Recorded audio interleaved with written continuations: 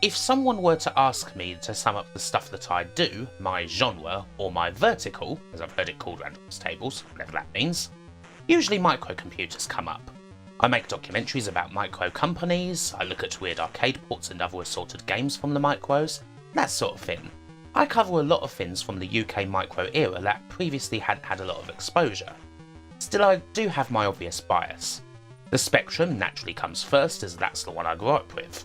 The Amiga is a close second, and over the years I've done a fair bit of C64. And after that, well, there's kind of black holes in my knowledge.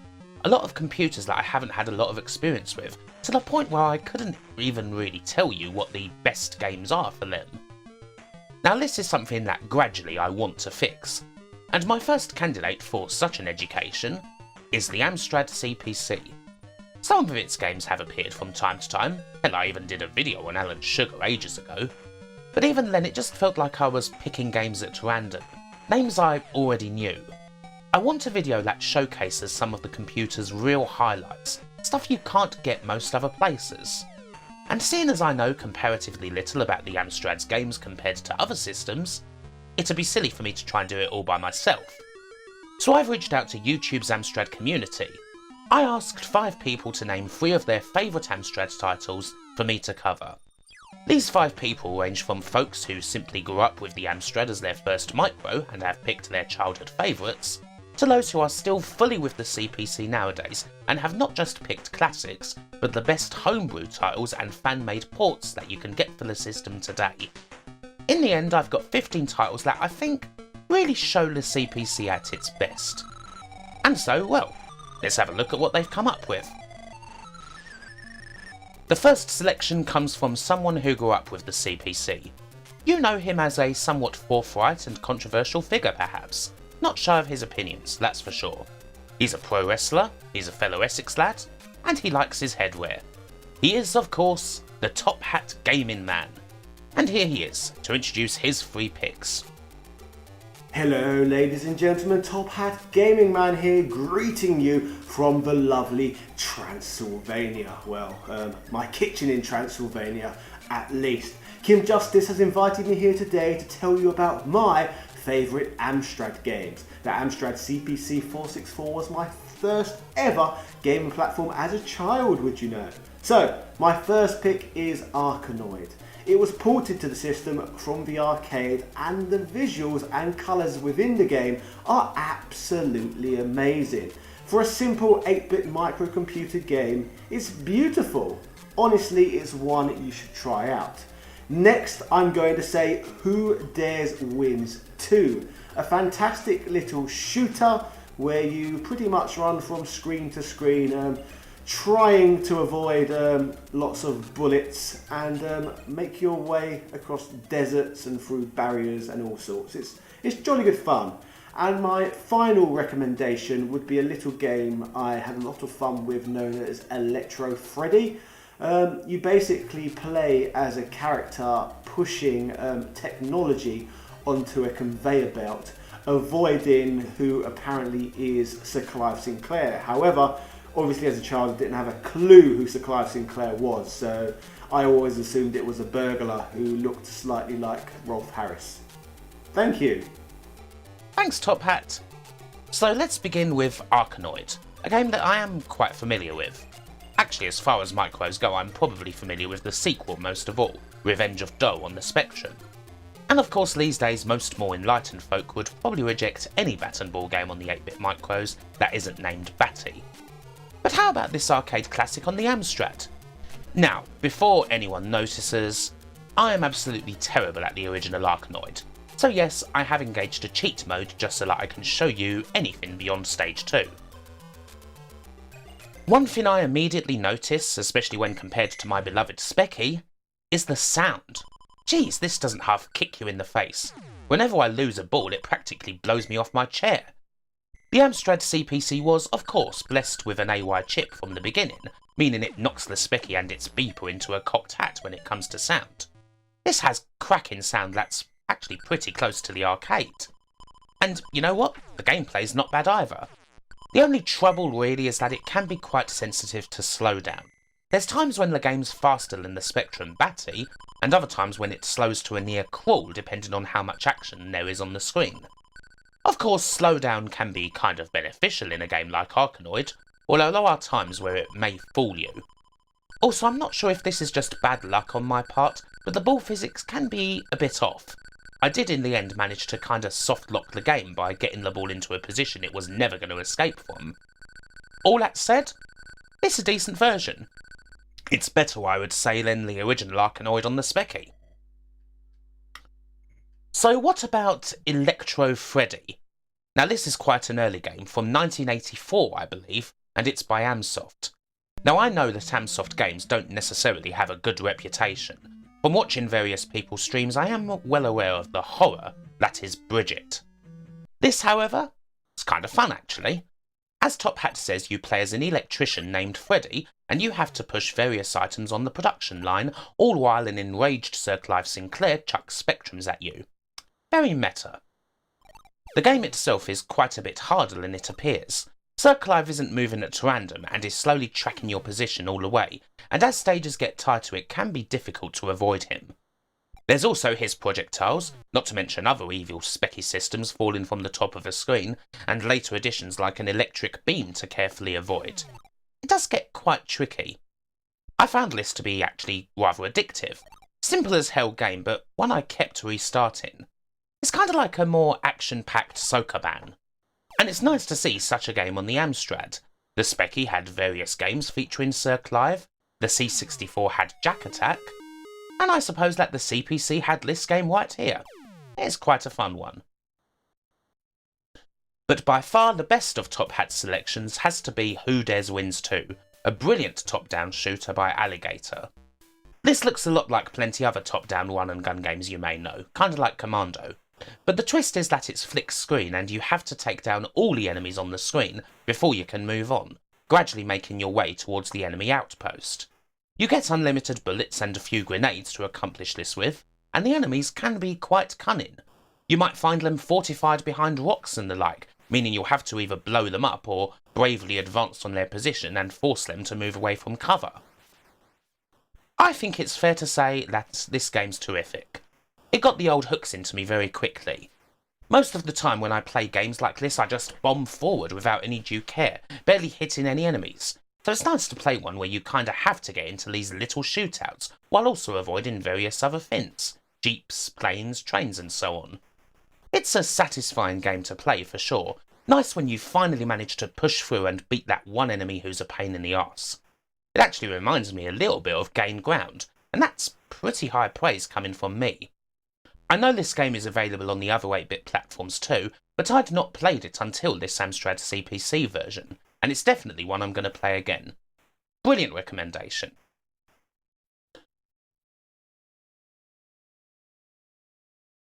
Up next, we have a man who is a big part of the CPC crew on YouTube. He started out defending the GX4000 and he's been fully devoted to the Amstrad on here ever since. Known for his retro waffles, his green screen gameplay, and his excellent live streams where he tries to load these old tapes for real on his old machines, he's put a great selection of CPC classics forward for me to look at.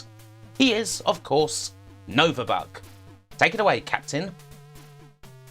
Hello everyone, Novabug here on Kim Justice's channel, and thank you very much, Kim, for inviting me on this very, very special video. And it'll be a very, very special video to my heart, my Amstrad beating heart, to suggest to you 3 games that I think you should play on the Amstrad to experience everything the machine can really give to you, and what the machine can be capable of in a lot of ways. And 2 of these are from back in the day, and one of them is more modern, but we'll get to that in a minute. So the first game I'm going to pick is the Island of Dr Destructo. Now this game was a budget release, this makes it even more impressive. It wasn't a full price release, it was a budget release. It's a multi-stage shoot 'em up, single screen shoot 'em up, spread over multiple stages. It's got a very, very long difficulty curve to it. You can really get into the game really quickly, and it gets very, very difficult as the later stages progress. The idea is that you destroy an island, or you destroy a ship or submarine on a single screen, and also while you're doing that, shooting planes that are attacking you from both sides, and you shoot them out of the sky and they fall down and crash onto the island or on the submarine or battleship, whatever you're trying to sink or destroy. It is an extremely fast-paced game. It's extremely fun. The graphics are absolutely unbelievable for the time. Really good use of the Mode 0 colour palette, and the movement is just so smooth and slick for a game of its age. It's got nice effects as well. You can get involved in the Island of Dr Destructo, and for a budget price game on the Bullfrog label, it's a really good game that I think a lot of people new to the Amstrad should experience. Now, fans of the 8-bit era often like to say that the Amstrad really did struggle with scrolling, and to all intents and purposes, to be fair, it did on occasion, but it always depended on what kind of skill the coder had. So one of my favourite ever games on the Amstrad is one of those games which demonstrates that the Amstrad can really scroll, and smooth scroll at that multi-directional, not just single vertical or horizontal, multi-directional scrolling, and that game is Tornado Low Level. This is a flight simulator game. Essentially there's not really much to do apart from the fact that you are around a wraparound environment. You have to land and take off. You've got full control over the speed of the tornado, and you have to home in low on enemy targets and destroy those enemy targets at a very low level, hence the name Tornado Low Level. What stands this game out? It's got quite simple graphics, yes, but don't let that detract you from the immense gameplay and playability this game has. It is a very difficult game in the later stages especially. You have to take care of other things of the aircraft as well, refueling, making sure your altitude is correct. You don't want to be crashing into any buildings or telegraph poles or pylons. There's plenty of them scattered around the environment. And all while this is going on, it's got brilliant multi-directional scrolling, as smooth as silk. Probably anything that the Spectrum could have done, and certainly maybe even the Commodore could have done, dare I say. It's a feat of very clever programming, utilising and proving the fact that the Amstrad can scroll when done correctly. It really adds something to the game. It's high octane, even though it is technically a fight simulator. It's a really nice experience. It's a really lovely experience to play on the Amstrad, and again, something to prove to your friends if you want to back the Amstrad's case that it can scroll when given the chance. My final game of choice for you to play and experience on the Amstrad is R-Type. Yeah, I heard that. Steady on, steady on. Not the 1988 original release of R-Type by Keith Goodyear, even though the poor sod had only 21 days to code the damn thing from Bob Pape's original Spectrum version. Considering, when you consider that, it's actually not a bad effort at all. No. I'm talking about the 2012 128K remake, which is outstanding, and it's the sort of version of R-Type that you wished would have come out back in the day. Would have beaten the Spectrum version, to my money it would. It's very, very playable, it's very fast, and it has all the colours and the music of the arcade included too. This is a great effort by the Easter Egg group that developed this back in 2012, and it still stands today probably as one of the most polished, cleverly presented remakes of the age on the Amstrad. Like I said, fully utilising Mode 0, all the colours are there, all the levels are there, the music is all present, the sound effects are glorious. It's 300 times improved on the original 1988 R-Type. You need to play it to believe it, essentially. It's one of those games when you watch it play and you think, is that on an Amstrad? Yes, it is. That is on an Amstrad, and looks glorious, plays glorious, sounds glorious, generally a glorious game. So thank you for listening to my 3 game choices on the Amstrad. They are hundreds and tons of games on the Amstrad that are really, really good and of high quality that I could recommend. I could talk about Chase HQ, I could talk about Chrysler, Robocop, Batman. There are loads. There are absolutely loads that are really, really good and really well done on the Amstrad. And there's, of course, a whole load of utter crap as well on the Amstrad, like there is any machine, really. But those 3, I think, are good examples of what can be done with the machine. One from back in the day, one from in the present day, more or less in the modern era, and one which demonstrates the scrolling the Amstrad could do if given the chance. Thank you very much for listening to me waffle on Kim's channel, and I thank you again, Kim, for giving me this chance to shine on your channel. Probably haven't shone very much, have I? But I'll leave that up to your viewers. Cheers everyone, Novabug, out. So I'm quite familiar with all of Nova's choices, albeit on other systems. His first game, The Island of Dr Destructo, is definitely one I've played on the Specky once or twice, and I enjoy it quite a lot there. But after playing it on Amstrad, well, I'm not sure I could even go back to the Specky version. This is a frantic game where you blow up endless planes and watch as their wreckage falls on a battleship that, hopefully, will sink after too many downed planes hit it. Either that or the planes will be falling on one of the evil Doctor's islands or castles. You fly around in a time pilot-esque style, and you cause this destruction while trying, often desperately, to avoid being killed by kamikaze fighters, missiles, choppers. Obviously Destructo isn't going to go down easily. This feels like it uses every advantage the Amstrad has. While the graphics and sprites aren't as detailed as the Spectrum version, the colour more than makes up for it. It's that little bit smoother to play, and again, that damn sound. This makes great use of the Amstrad sound chip, an absolute blast on that front. Every shot and explosion feels like something out of a classic Williams arcade game, and again, that's very high praise. The Amstrad has its own identity sound-wise, I feel. The 48K beeper was rough, ready and punky. The SID chip was clean, ornate, kind of proggy. This is just a right stinky old blaster. It's the heavy metal sound chip, and bloody awesome in its own right. Even when the Specky got an AY chip of its own, I don't think it was ever used for something like this, and such things seriously enhance games like Destructo here. Tornado Low Level, or TLL for short, is another game I know. Coded by the geniuses at Vortex, I first played it on a Specky cover tape, and I have fond memories of it, even if I don't remember understanding it all that well because I was like 6 years old. Nowadays it's pretty easy to understand. You fly around, you come across a target, you descend in order to bomb it.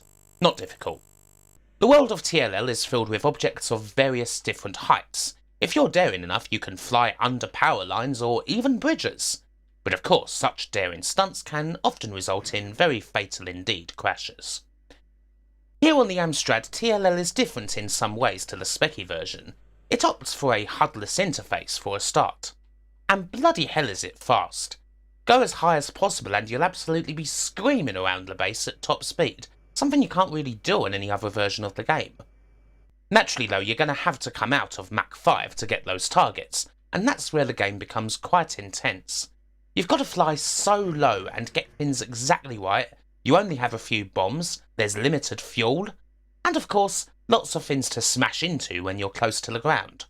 I smashed into those things quite a lot, but again, like Electro Freddy, this is a very addicting game that's hard to stop playing, even as you die endlessly. It's a very difficult game, but a very fun one, and I'm happy to say that I finally get TLL. It's another great creation from one of the 8-bit era's really underappreciated studios. Finally, well, this is a bold choice indeed. R-Type. If you're a Specky owner, R-Type is something that makes you proud. A stunning achievement on the computer. One that we could champion, certainly over the Amstrad version of said game, which was little more than a lazy port from the Specky in, it has to be said, rather typical Electric Dreams fashion. But that's not the version we're talking about here.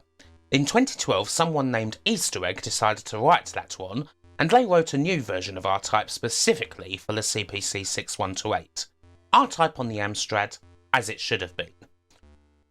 Of course, I could say that it's not altogether fair to compare this to the Specky R-Type, which does it all in 48K. This has plenty more power to play with. But then I hardly want to diminish the effort put in here. This is, to be blunt, the best port of R-Type you can get on an 8-bit machine. Unlike any other, it's got the music in the gameplay. It's faster than any other, packed with more action than any other. This is a frickin' amazing port. If it had come out back in the day, it would have seriously turned heads. It's getting pretty close to the level of the Amiga version.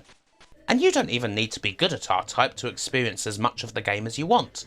If, like me, you're absolutely rubbish at R-Type, there's a casual mode that allows you to pick a level, pick the amount of lives and continues you want, and even start from where you get killed. This is one of the few games we'll be seeing that show off how active the Amstrad fan scene is, and the sort of cracking material they tend to come up with. Games that really show just what the system was capable of. If you love R-Type, you absolutely want to play this version of it. Our next Amstrad fan is another who was blessed with the CPC as his first micro. When I asked him, he naturally protested that Sega's his absolute fin and that he didn't want to get too far away from his brand, but I convinced him to do this anyway. He is Daniel Ibbotson, aka Slope's Game Room, and he's picked out these childhood favs from his memory. Hey there, Kim. Thank you very much for inviting me, DJ Slope, onto your incredible channel to talk about the Amstrad of all things as well. The first computer that I ever owned, the system that got me into gaming. So yeah, an exciting time, exciting time. But if I'm going to be honest, Kim, I haven't actually played on my Amstrad for an incredibly long time. I see you've got some incredible people in here, though. I mean, I'm seeing people like Novabug, Belly and Xyphoe, people that definitely know what they're talking about when it comes to the Amstrad. I mean, I'm seeing Top Hat Gaming Man too. Hey, I'm not here to judge. You do you, Kim. You choose who you want to choose. But for me, what I'm going to do for you is choose 3 games from my youth that it's been a while since I've played them. So, you know, you can be my guinea pig and tell me if they were good. See if those rose-tinted memories are actually ringing true. Like I say, you're the guinea pig in this arena here, Kim. But to start off, I'm going to start off with something nice and easy for you. A bit of fast food dizzy. The first game I ever completed, so obviously it had to be in this list. Fast Food Dizzy is choice number 1. Choice number 2 goes to Ghostbusters 2. I don't know if it's a great game because, well, I played the first level. I played the first level a hell of a lot, but my cassette never worked past that. So yeah, again, you're my guinea pig. Tell me how Ghostbusters 2 is, but tell me how Ghostbusters 2 is after that first level, which I used to be pretty awesome at. And finally, for my third choice, I could be nice and give you something like Jack the Nipper, which I have great memories of. Something like, you know, Stir Crazy featuring Bobo. I used to play that a lot as well. But the game I'm going to choose for you is Basil the Great Mouse Detective. It's a gremlin game. It's a game that I used to play all the time, even though I had no idea what I was doing. I would just watch this little mouse thing move across into different screens, and eventually I would just turn it off and play something else. Probably something that didn't load, in all honesty. So yeah, anyway, there's your 3 choices. Basil the Great Mouse Detective, Fast Food Dizzy, and Ghostbusters 2. Let me know what you're thinking, and thank you very much for letting me be a part of this. Back to you. An intriguing selection from DJ Slope then. Now let's see. Of all these titles, I certainly know Fast Food Dizzy quite well. It's a budget spin-off of the main Dizzy titles, and one of my favourites of those. A game that I too played a lot on the Spectrum, to the point of nearly completing it. If you haven't played it, well, it's kind of like a take on Pac-Man. The aim of the game is for Dizzy to eat the various food items in the maze, while avoiding those damn ghosts. There's some power-ups along the way, and unlike Pac-Man, a lot of the food items actually move around too. Every 3 levels you get an amusing Pac-Man-esque cutscene, and an extra life. The game is pretty simple and it's not exactly original, but it's still a lot of fun. As far as the Amstrad goes, well, it's not much different from the Specky version. I think the graphics are a bit less colourful here, which is a shame, but the game runs at the same speed, has the same bouncy David Whittaker soundtrack, and is still a decent game to play. It gets a bit more puzzly and creative in the later levels, which is a bit more refreshing and gives it a little bit more of an edge over various other Pac-Man type games. It's pretty good. What about Ghostbusters 2 then? One of the more obscure titles featuring everyone's favourite team of Spectre Hunters. Everyone knows the old school game where you roam the city in search of slime. People know the classic Mega Drive game or the rather lousy NES Ghostbusters 2. Hell, people know the real Ghostbusters game in the arcade. But this micro-only take on Ghostbusters 2 is kind of obscure, and it comes with various different scenes. In the first one, you carefully descend into a sewer while tons of ghosts attack you and eventually cut your rope. This is very difficult, and if anything, most people only remember this scene because they couldn't get past it. Frankly, I don't believe you, Dan. Ooh, I was really good at this, but then my tape crashed. Bollocks. You died here again and again just like everyone else. Still, we can see what other parts of the game look like. they're actually pretty good. The second part is a side-on affair where you control a Statue of Liberty, which is obviously awesome no matter how you slice it. And the third part is an isometric doohickey where you get your ass into a big old final battle with Janos and, eventually, Vigo. This is also good, although the colour is kind of weird. On the whole, while the rope bit is kind of annoying, this is a decent tie-in. It fits the movie pretty well, and it plays nicely too. You would expect that, as it's not like some no-mark had to-do list licensed game in a month. Ghostbusters 2 was actually coded by no less a duo than the Oliver twins, and they create something that befits their good reputation. So, a pretty good effort indeed. The Ghostbusters, in my opinion, are actually served kind of well by video game tie-ins for the most part, and this game doesn't do that stand-in any harm whatsoever. And lastly, Basil the Great Mouse Detective. Of course, this is indeed a Gremlin game, and it's based off a Disney IP, which is obviously very on brand for Dan. I've played this before on Spectrum and, well, I've had much the same experience as Dan has. You walk around a bit not knowing what's going on, until eventually some sort of barrier stops you. A lot of microcomputer games are like that. Bloody arcade adventures. What you actually have to do is to use Basil's magnifying glass to pore through bags and sacks and the like to find 8 clues. Trouble is, 3 of them are fake, and you need to have the exact 5 clues in your possession in order to find the level's exit. There's quite a lot of things to look through, by the way, as well as Ratigan's various thugs that will sap your energy, and you can't do out about. You've got to get the clues and exit before, ultimately, they kill you by attrition. The end result is, pretty mediocre. Kinda tedious. It is the sort of game you would enjoy as a youngling, making their first steps towards a life of enjoying games, and I sure did too. But nowadays there's naturally a lot more fun things to do than playlists on either the Specky or the Amstrad. It's pretty much the same on both systems. But these are, of course, childhood favourites. Such games aren't necessarily the best games, but they're the ones that stick out. I'm not about to scold Dan for not picking, The Abbey of Crime or Get Dexed or other assorted much better regarded Amstrad games when I've got games like American Turbo Kin or Broad Street Cop on my personal Specky Top 100. So yeah, thanks Dan.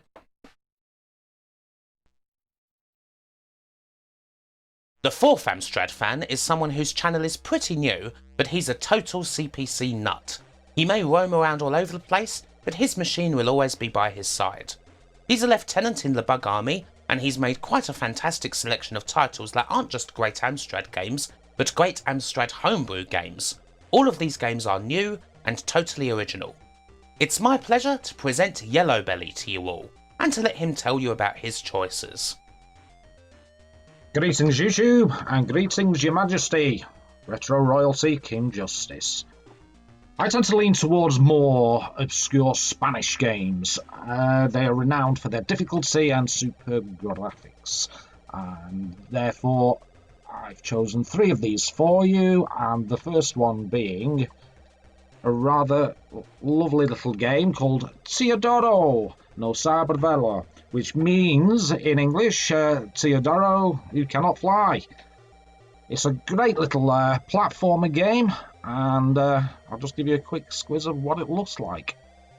Theodoro was created by Retroworks in 2012.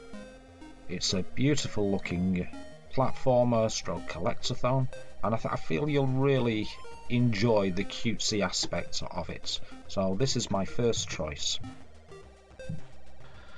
My second choice for you to try is called J-Man, which is a great little game. It was released this year, so I think you'll find this one rather challenging. J-Man has a rocking soundtrack, great graphics. It was made by the Mojon Twins and came out in November 2019. The most outstanding part of this game for me personally is the jump mechanic. It's a great feel and very intuitive. The idea is to collect all the pumpkins and drop them off at the pumpkin altar. Again, another challenging game for you, Kim. I think you'll really enjoy this one. My third and final game is Baba's Palace. This is a game I come back to again and again. It's 100 levels of pure puzzler platform action. Check it out. Baba's Palace was created for the CPC Retro Dev and 2017, and it won, understandably. It's a great game, full of puzzle action every screen. It was made by Rafa Castillo and John McClane, and deservedly won the Retro Dev 2017, and this is my all-time favourite, no nonsense, come back to game every time. 100 levels will keep you occupied for months on end. Enjoy. Well, Kim, there's my three choices: Theodoro, Chi-Man and Baba's Palace. Yellow belly out. So let's look first at the Spanish game Teodoro no sabe volar from 2013, which translates to Teodoro can't fly. Upon getting through the introduction, we end up in the world of classic microcomputer platforming. This is a game of precision jumping, speedy enemies, and collecting various thingy-mabobs.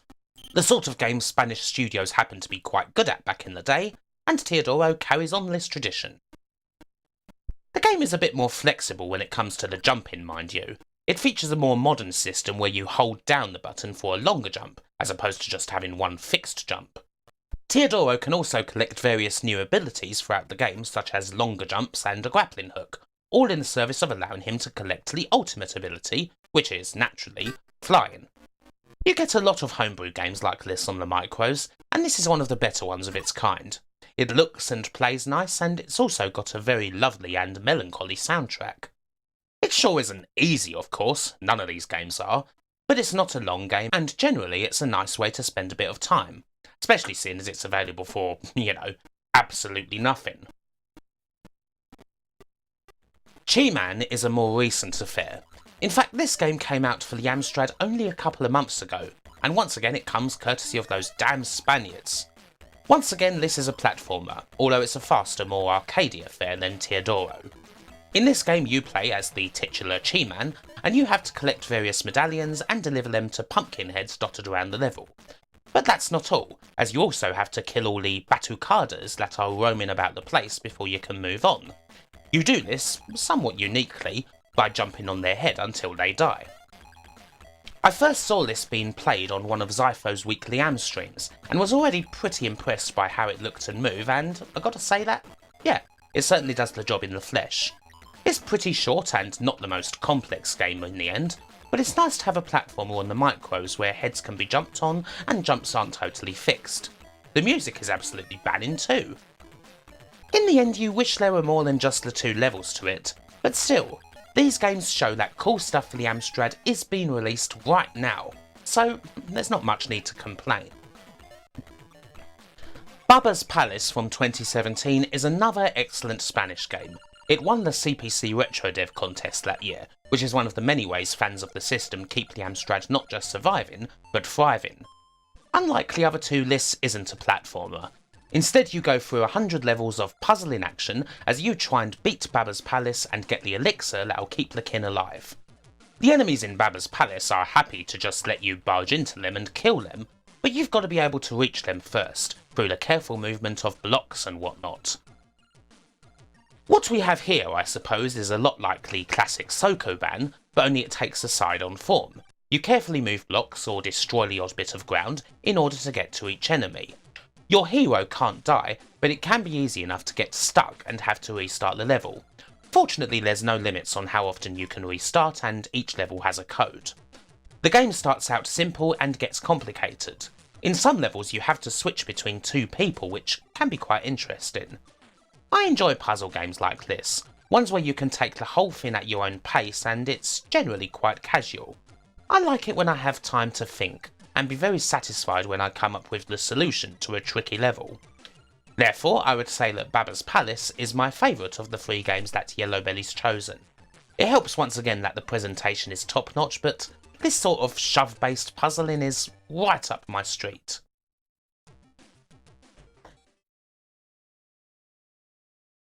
And lastly, we have the man who may be the original CPC Don on here. He's been covering the system on here since 2008. He's known for his long plays and his reviews, and anything he doesn't know about the Amstrad frankly isn't worth knowing. Every Friday he hosts the Amstream, the biggest weekly celebration of all things CPC on the internet, and his selection consists of not just legendary titles, but also the hottest CPC title of 2019. I am honoured to introduce the almighty Xyphoe. Here's his fantastic picks. Alright Kim, Xyphoe here, and firstly thank you very much for asking me to be part of this quite frankly long overdue Amstrad video for your channel. And as you can see behind me, you've come to the right place and the right man.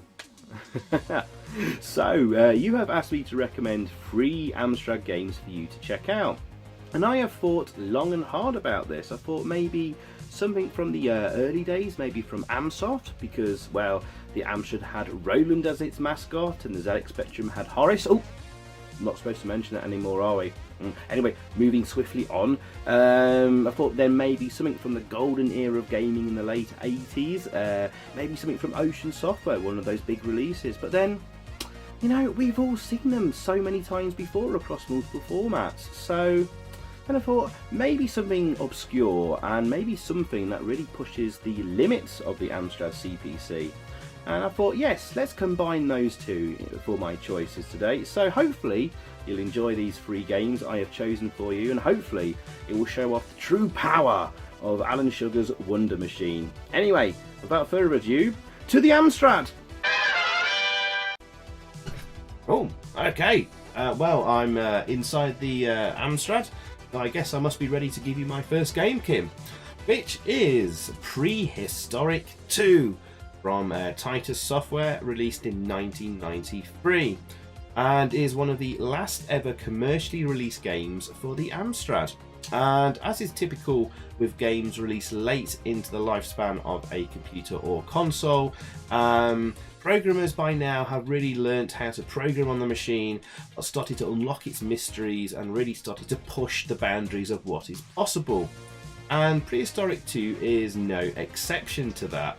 I would ask that you actually try it out on the Amstrad Plus computers, either the 464 Plus, 6128 Plus, the latter preferably, to see all the extra tricks they've managed to pull off in this, with some parallax scrolling, beautifully coloured graphics upgraded from the standard CPC range, and yeah, give this one a good go because it's a really class platformer.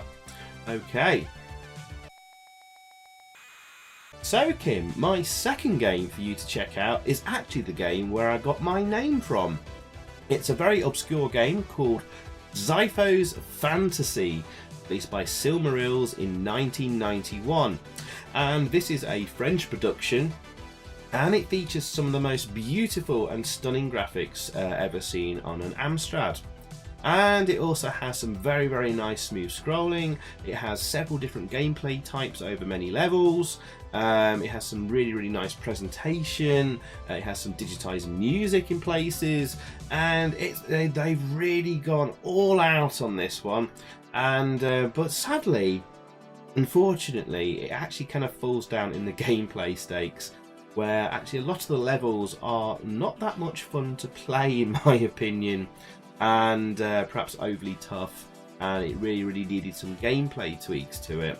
And that makes me very sad actually, because I've always been looking for that killer game and that killer app to recommend to anyone looking to get into the Amstrad, and I was hoping maybe Zippos Fantasy could be that game. However, it has everything going for it, with the graphics, music, sound, presentation, scrolling. The Amstrad can scroll, look, watch and learn in Zippos Fantasy. However, it falls down at a very major hurdle for me in the gameplay. However, I'm very interested to see what actually you think, Kim, so let's find out. Nice. So Kim, we move on to my third and final choice, and well, someone had to choose it, and it's gonna be me.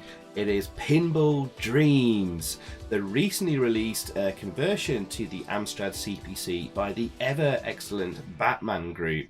Now, of course, the Amiga original was extremely popular and very much beloved even to this day.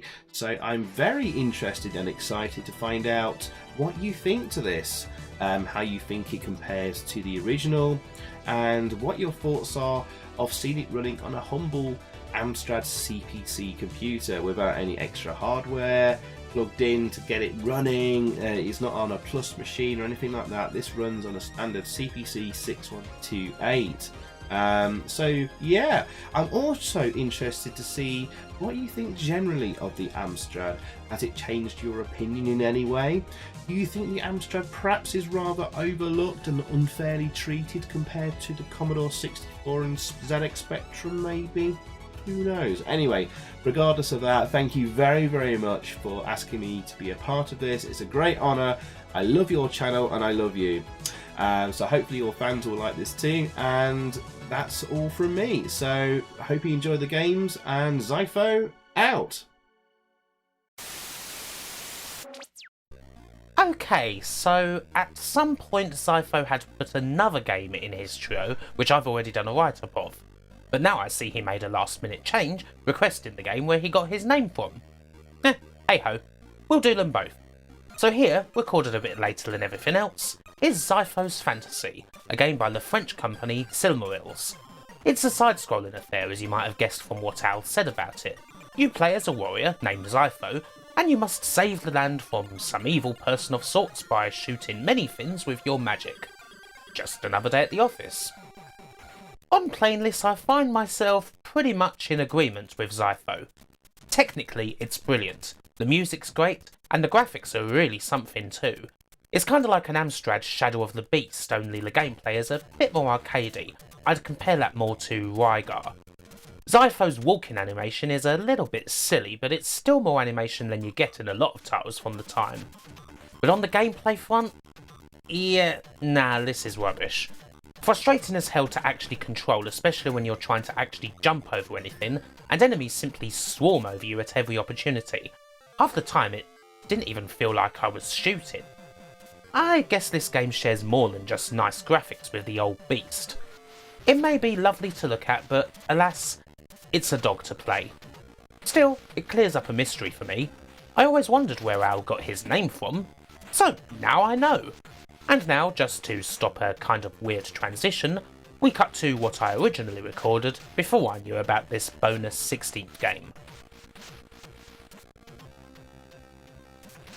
I would expect no less from Xyphoe than 3 classics, and indeed that's exactly what I've got. In fact, some might think that his first pick, Prince of Persia, is a bit too classic. Why would you recommend such a staggeringly popular and influential game? But Prince of Persia on the Amstrad is quite unique. Believe it or not, it's the only port of the game on the popular 8-bit microcomputers. The Spectrum didn't get one. Its unofficial follow-up, the Sam Coupe, did get a port, but, well, no one bought the Sam Coupe, did they? A perfectly fine port, but only a handful of people have played it. And no, the C64 didn't get one. For whatever reason, Broderbund thought that porting the game to the C64 just wasn't commercially viable, although fans have since rectified the situation. There's no ports to be found on the BBC Micro or the MSX either. Broderbund did, however, port the game to the Amstrad CPC in 1990, meaning that if you want an official port of the game on the 8-bit micros, the CPC is the only game in town. And that's not a bad thing, because the people who ported it to CPC clearly cared, and the result is a fantastic version of Prince of Persia. Everything's basically here, from the cutscenes to the animation, which really hasn't lost an awful lot in translation to the CPC. The one-button controls are totally fine, perhaps a little sensitive in parts, and doing a standing jump with the diagonal can be a little fiddly, but you do get used to it.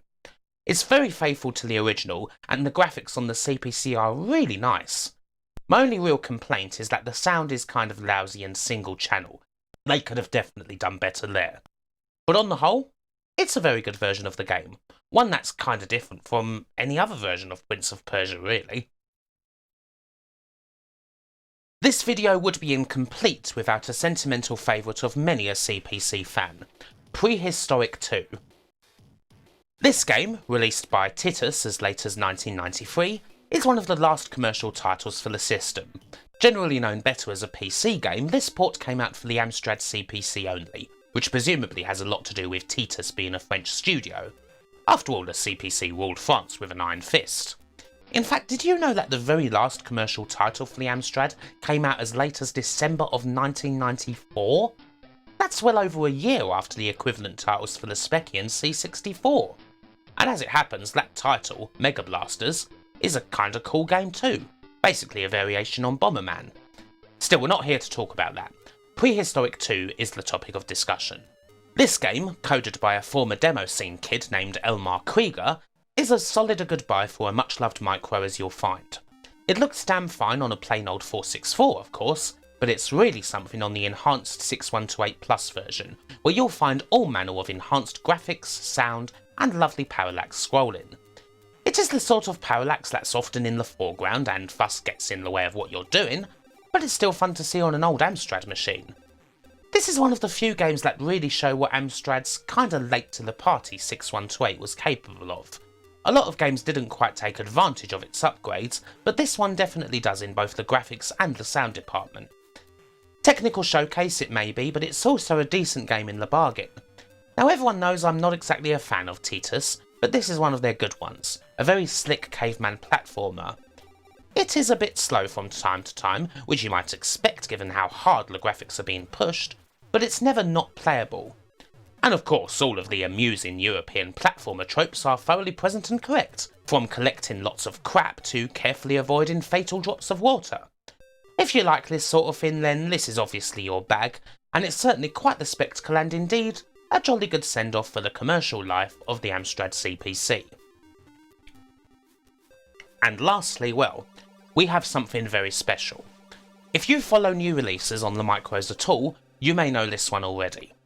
In November of 2019, the Batman Group released Pinball Dreams on the Amstrad CPC, and the result absolutely blew people's socks off. This game, one of the best loved pinball games of all time, obviously never even got close to an 8-bit machine back in the day. But these guys obviously wanted to see it on one, and after years of work, this is the end result. We've seen some marvellous technical work on the Amstrad CPC in this video, that's for sure. But nothing, and I mean nothing, can prepare you for Pinball Dreams. No, this isn't sped up or anything. What we have is an utterly accurate version of the game. It runs at full speed, 50 frames per second, with no slowdown. Colours, sound, music, all there, no problemo. And you know what the kicker is? The absolute piss take? Surely you're looking at this and thinking that it's obviously only playable on a 6128 Plus, right? No.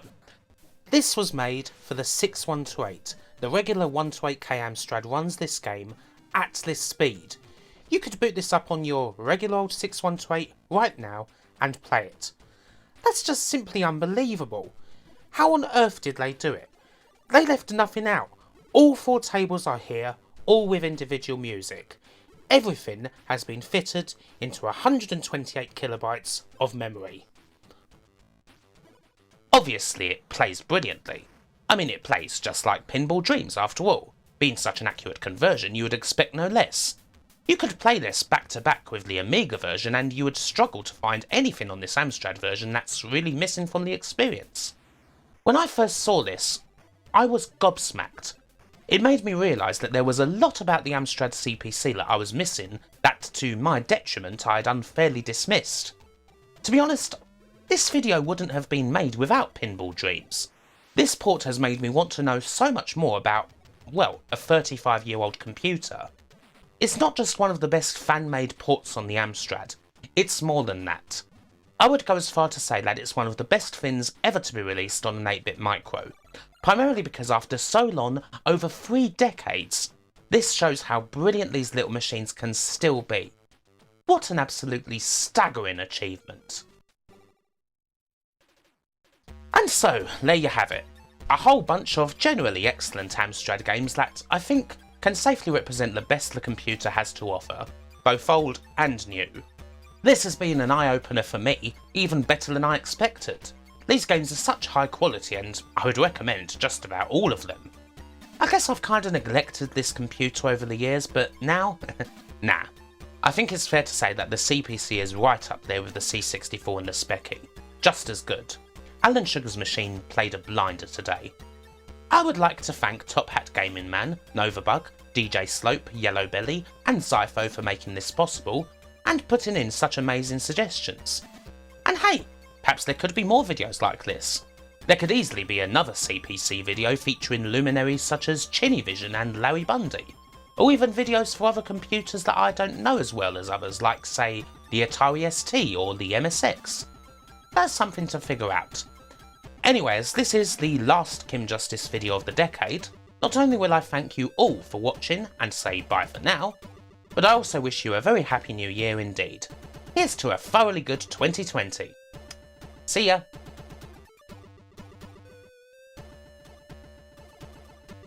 I want to say, as ever to all of you, thank you for watching.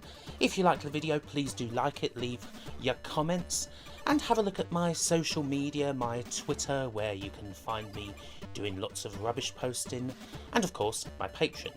I would also like to thank these following very awesome people: Alexa Jones Gonzalez, Andrew Dalton, Andy Capt, Asobi Kwan DX, Brian Henniger, Chris, Cody Spooner, Conrad Pritchard, D. Zalio Rimwan Sutter, Dave Cook, David Rose, Dinty76538, Dustin Cooper, Gary Samaden, Geordie Alex, Glun Theth, Ian Roberts, James Brown, Jason Stevens, Jace Alexander, Jeff Ladd, Lucas Kuligovsky, Mateus Granzov, Martin Pataki, Potter Margel, Ren Bimon, Rusty Kelly, Samir Alamar, Seth Robinson, Simon Gulliver, Stuart Christopher Brownlee, Tarek Amir, The Geeky Dad, Tim Wald, Yerka Operator, and to all the rest of the community, thank you so much, and goodbye.